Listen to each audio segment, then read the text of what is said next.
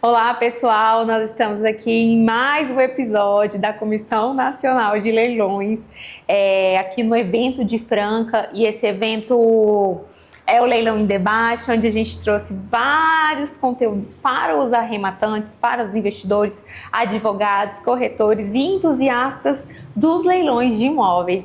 E hoje nós estamos aqui com a doutora Renata Abranches e a gente quer falar um pouco sobre a atuação processual do arrematante no pós-leilão, que é um ponto muito importante e muitas pessoas deixam a desejar a importância de você ser um arrematante atuante quando você arremata no leilão judicial ou até mesmo no leilão extrajudicial.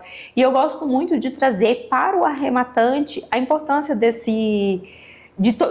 ter essa atitude, de ter essa proatividade, porque no processo judicial, principalmente nas arrematações judiciais, quando o arrematante ele não coloca um advogado para poder cuidar dos interesses dele naquele processo que ele arrematou, muitas decisões podem acontecer aonde pode prejudicar ele, liberações de verbas, ou então que o executado leve argumentos que possa vir a desfazer e o juiz acatar, né, as argumentações deles e o juiz desfazer a arrematação. Então, o arrematante ele tem que ter um advogado que tenha uma atuação muito ativa para poder defender os interesses dele e manter aquela arrematação. E Renata, você na sua atuação como especialista em leilões, no pós-leilão, quais as primeiras estratégias você gosta de adotar para proteger a arrematação do seu cliente?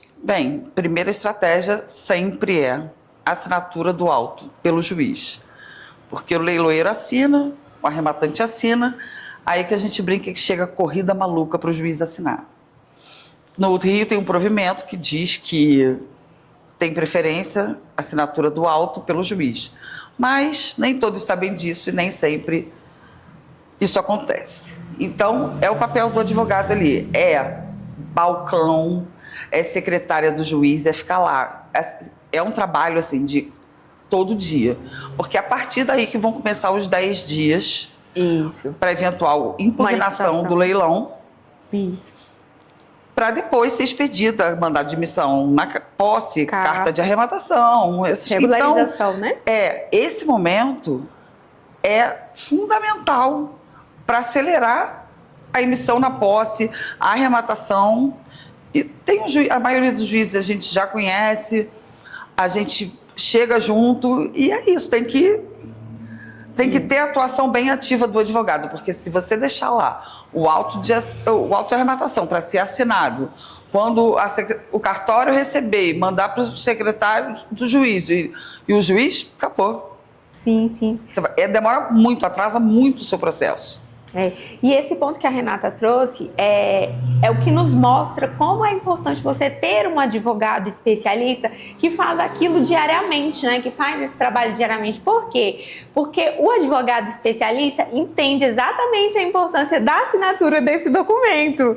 E um advogado que não atua na área, ele é um advogado, né, generalista, ele tem o seu valor sim, mas ele não sabe o quanto é importante correr atrás daquela assinatura. Então, às vezes, você pode ter situações, né, de colocar tudo a perder e aí atrasar o seu processo porque você não foi diligente nas questões regulatórias. E aí lá dentro do próprio processo, né, depois disso que começam os desdobramentos, ainda não é só isso, porque existem outros documentos a serem expedidos. Só fazer um adendo a essa questão, e é prejuízo para o arrematante, porque depois da arrematação, ele é responsável, se for um apartamento, por condomínio IPTU, tá? As taxas do imóvel. Quanto mais demorar o processo, mais ele vai gastar dinheiro. Se for para investimento, ele vai gastar, o lucro dele vai diminuir. Vai diminuir o ROI dele. Vai. É verdade. O ROI dele vai diminuir. E se for para moradia, também, porque você vai ter que estar pagando outra moradia. Você vai ficar pagando 2 condomínios, 2 IPTUs. Então, é prejuízo. Por isso que você tem que ter um advogado especialista. Não, e essa situação, gente, às vezes a gente acha que não, mas é muito mais corriqueiro do que a gente imagina. Por quê? Chegaram já clientes, todos os dias chegam clientes no meu escritório falando assim: doutor, eu já arrematei tem mais de 1 ano e eu nunca consegui a carta. Aí eu vou olhar lá no processo o advogado que tá com ele não peticionou nada, não pediu nada, não fez nada, sabe? E aí é na hora Porque tem o advogado que é especialista acha que é automático, mas não é. Sim, é o que não é especialista, né? Acha que o processo vai andar independente se ele impulsionar ou não. Mas tem que ser, você como arrematante tem que entender que a arrematação, seja ela judicial ou extrajudicial, depende do seu impulsionamento. No extrajudicial, você tem que acompanhar o registro, ver as averbações pós-leilão. Se você não ficar acompanhando, passa batido. Porque o leiloeiro não registra, não manda para o cartório. Não é, Renata? Exatamente. E tem mais uma coisa no leilão, vamos voltar um pouquinho no leilão judicial. O provimento que, se sobrar dinheiro no produto da arrematação, se sobrar dinheiro no processo, o advogado pode pedir a restituição da comissão do leiloeiro. Isso. Se você não tiver um advogado especialista, porque os próprios juízes não sabem disso, a maioria. Eu já despachei com vários. Eu tive que despachar com vários, falar assim: olha, existe esse provimento. E a resposta é: poxa, doutor, eu não sabia, do próprio juiz. E você consegue recuperar 5% do valor da arrematação para o arrematante. Isso, se houver sobejo, ele vai levar o seu dinheiro de volta. Porque o que é essa situação, gente? Às vezes o devedor, por exemplo, ele perdeu um imóvel de 100 mil reais, mas a dívida dele era só 15, sempre acontece. Esses dias teve um leilão que eu participei, gente, a dívida era 15 mil, o apartamento era 2 milhões. E eu falava assim: gente, esse homem não vai pagar essa dívida não, tava preocupado. Aí no final ele não pagou a dívida, e aí o que acontece? Vai sobrar ali o sobejo, porque a dívida era baixíssima, então vai sobrar aí coisa de mais de 1 milhão. Sobrando nesse mais de 1 milhão, como ele entrou nessa dívida, ele deu causa ao processo, né? E o arrematante é terceiro de boa-fé, existe um provimento onde se fala sobre a restituição do valor investido pelo arrematante para a comissão do leiloeiro. Não é o leiloeiro que devolve o dinheiro, é o processo, é o dinheiro que sobra lá no processo que pode ser devolvido para o arrematante depois de quitar as dívidas. É o dinheiro que iria ali para o executado após a distribuição de valores, pagamento da dívida. E aí é onde a gente fala mais uma vez do diferencial de você ter um advogado especializado, porque isso são estratégias que nós, né, eu e Renata como especialistas, vivemos diariamente, né, que sabemos, e também nós estamos sempre atualizados, sai um provimento novo, eu sei, porque é a minha área de especialização, né, a gente sabe argumentar melhor. A gente troca muita ideia, as nossas comissões todas, nossos estudos, a gente troca muita ideia. Eu sempre falo isso. A gente mesmo, cada leilão é um leilão diferente, cada situação. Não existe muito leilão igual, não. Não existe isso. Cada situação é uma situação, cada processo. Cada leilão é um novo aprendizado. Não é a mesma coisa. Tem uns que a gente não aprende nada porque correu tudo bem, mas tem outros que nós vamos fazer escola. A gente aprende mesmo.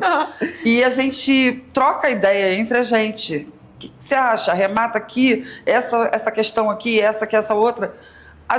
Nós que somos especialistas, a gente debate entre si. Imagina quem não é advogado, que não faz a menor ideia dos riscos que isso pode acontecer. Porque não tem que fazer mesmo, porque você tem, de fato, que ter um especialista te acompanhando. Isso mesmo. E aí, nesse pós-leilão, uma outra coisa que que eu gosto de trazer na questão da atuação do arrematante. Quando eu falo atuação do arrematante, é ele em conjunto com o advogado, né? O arrematante é a estrela e o advogado é o suporte.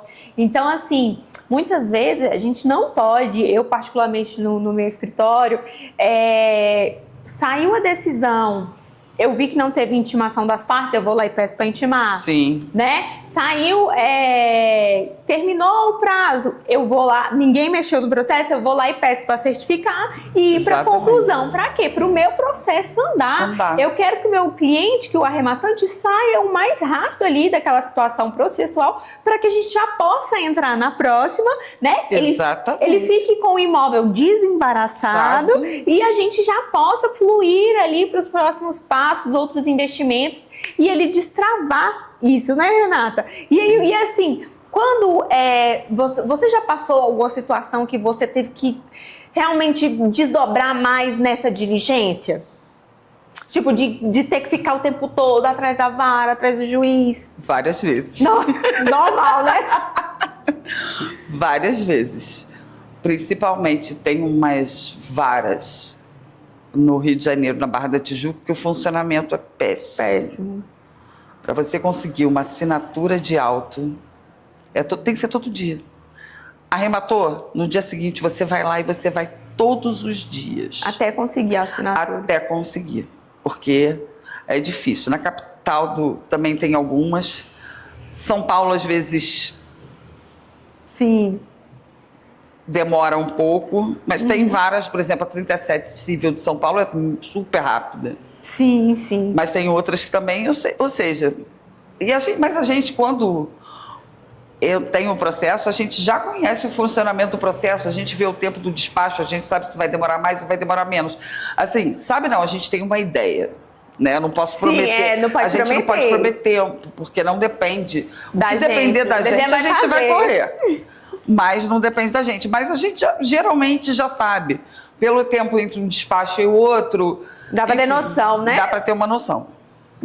E aí, é muito importante que a gente deixe aqui, claro, uma mensagem para os arrematantes na hora da arrematação, tanto do leilão judicial, tanto do leilão extrajudicial. Tenha em mente que você não pode esperar as coisas acontecer. Vocês têm que fazer acontecer. O arrematante tem que fazer acontecer, não é, Renata? Resolver o problema é mais demorado e mais caro. Isso. Sempre. No leilão extrajudicial, tem muita gente por aí dizendo, não precisa de advogado, não precisa. Quem não é advogado sabe fazer uma pesquisa para ver se tem ação do devedor contra o banco? Isso Quem mesmo. não é advogado sabe fazer uma pesquisa para ver se tem alguma ação tentando anular o leilão? Não sabe. E isso, se tiver, por exemplo, uma tutela de urgência... Deferida, né? Já que é uma liminar, já suspendendo os atos expropriatórios, né? Suspendendo. Isso acontece mesmo. Porque, por exemplo, já aconteceu com o meu cliente semana passada mesmo, nós tomamos posse de uma casa que 10 dias depois do leilão, o ocupante entrou com a anulatória. E se a gente não tivesse sido diligente, né, atuado junto de todo o processo, né, que ele criou, talvez a gente tivesse perdido a posse. Porque quando acontece isso, a gente tem que despachar com o juiz. Se ele entra com uma ação depois do leilão extrajudicial, a gente tem que lá despachar com o juiz. Despachar com o juiz, falando, olha aqui, explicando para ele que o leilão foi totalmente regular, mostrando que todas as intimações foram feitas, para ele não suspender, senão ele suspende aquilo liminarmente, seu cliente está ferrado. Isso. E aí, quando você tem essa atuação ativa, quando você tem o suporte desse profissional especializado, aí você não precisa ficar naquela preocupação, meu Deus, e agora? Não, porque o seu advogado, que é especialista, foi lá e se adiantou. Igual, por exemplo, na hora que eu descubro a anulatória, na mesma hora eu estou peticionando. Na mesma hora. Para poder trazer clareza e não deixar o juiz só com a palavra do ocupante. Ele tem que ouvir a minha versão, né? Ele tem que ouvir a versão do arrematante. Porque, gente, acontece muito deles conseguirem liminares porque o arrematante ficou calado. E no final ele nem tinha razão. Eu estou com um processo lá no escritório que o ocupante foi intimado corretamente pelo cartório. Aí no primeiro grau ele não conseguiu anular o leilão, mas no segundo grau ele conseguiu eliminar. Alguém ali não leu o processo. Alguém ali não leu o processo de intimação. Aí agora eu estou lá atuando para poder reverter tudo isso, para poder voltar o processo, para poder cancelar esse anulatório. Ele gasta tempo, que é dinheiro, também gasta dinheiro, além da relação tempo-dinheiro.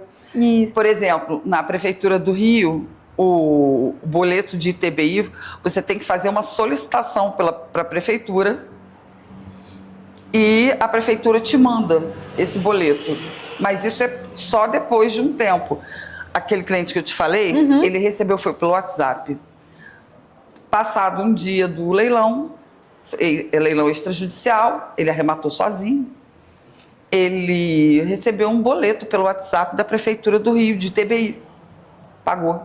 O boleto era falso. Meu Deus! Se o meu cliente fala assim, eu recebi um boleto, o meu cliente, eu que vou gerar o boleto e vou mandar para ele. Isso, e conferir se receber igual. Às vezes o leiloeiro fala direto, né, com ele. Eles mandam pra gente. Mas eu sempre peço. Eu sempre falo com o leiloeiro para mandar direto para mim. Para você conferir. E essas, gente, são as medidas que a gente busca para poder trazer tanto celeridade para o nosso cliente, lucro, né? Girar o processo. Às vezes as pessoas dizem, não gosto de mexer com leilão judicial porque ele é demorado. Gente, ele é demorado, mas ele pode se tornar mais demorado ainda se não tiver a sua sorte. O desconto tem que ter uma justificativa, né? Isso mesmo. O desconto, leilão você tem que ter um pouco de paciência, mas você compra por metade do preço. Isso, tem metade na maioria das vezes. E na hora que vai vender, você tem aquele retorno financeiro. É assim, um dos melhores tipos de investimento que a gente vê hoje, né, no mercado de investimentos. Até porque o mercado imobiliário está muito aquecido. Isso, está muito aquecido. E aí o que acontece? A gente, como a gente já é apaixonada pelo mercado, né?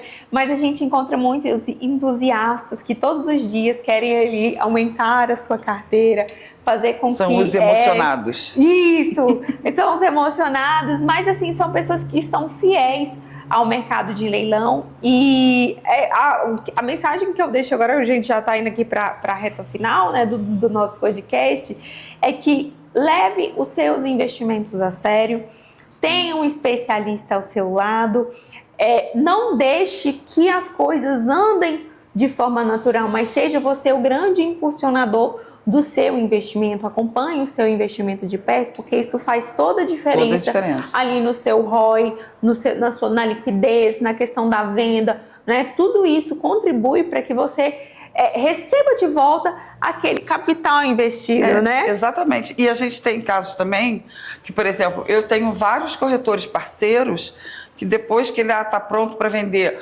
entra o meu arquiteto parceiro, faz uma reforma no imóvel, daquele que chama de tapa, e depois o corretor vai, ele já vende. Aí o investidor só tem, assim, o trabalho, de pagar o boleto. Assim, de pagar o boleto e depois de ter o... Isso, né? O lucro e tudo mais. E assim, gente, a gente quer agradecer, né, o podcast. Agradecer muito a oportunidade da gente poder esclarecer isso, chamar a atenção das pessoas da importância da assessoria de um advogado na arrematação. Isso. Tanto judicial quanto extrajudicial. Num pós-arrematação, também agradecer a Comissão Nacional de Leilões por estar sempre proporcionando eventos incríveis como esse. Cada podcast que foi feito aqui são podcasts para trazer clareza para o arrematante, para poder levar conhecimento, e esse é o nosso maior objetivo como comissão, né? A gente quer cada vez um mercado de leilões mais fortalecido. Renata, muito obrigada por ter compartilhado a você por ter me convidado. A sua trajetória. E vamos aí socorrer esses arrematantes, né, Renata? Vamos, estamos prontos. Todo mundo lucrar. E é isso. Obrigada, pessoal. Obrigada. Tchau, tchau. Tchau. Oi?